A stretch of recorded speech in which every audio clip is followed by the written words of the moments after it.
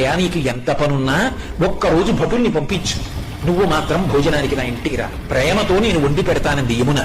మన్నించి యమధర్మరాజు కార్తీక మాసంలో శుక్లపక్షంలో విధియ తిథి నాడు యమున ఇంటికి భోజనానికి వెళ్ళాడు.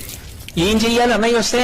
పరమ ప్రేమతో చిన్నప్పుడు అన్నయ్య ఏం తినేవాడో, ఏదంటే ఇష్టమో ఆ మాటలు చెప్తూ కబుర్లు చెప్తూ ఇంకొంచెం తిననయా ఇంకొంచెం తిననయా అంటూ అన్నయ్యకి ప్రేమగా వడ్డించింది. తిన్నాడు. ఏం కావాలమ్మా నీకు అని అడిగాడు. మరి దేవతా సంబంధం కదూ, వరం ఇవ్వాలి. ఆవిడ మనందరి కోసము వరం అడిగింది.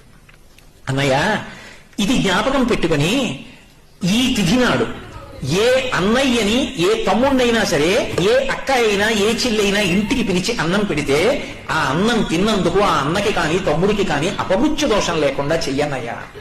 తప్పకుండా ఇస్తానమ్మా అన్నాడు. అంతేకాదమ్మా, నీలాంటి చెల్లెలు ఉన్నందుకు పొంగిపోతున్నాను, విశాల హృదయంతో అడిగావు. ఇలా పెట్టిన చెల్లికి మంగళసూత్రానికి ఇబ్బంది రాదమ్మా, సౌమాంగల్యంతో ఉంటుంది, వరం ఇస్తున్నానన్నాడు.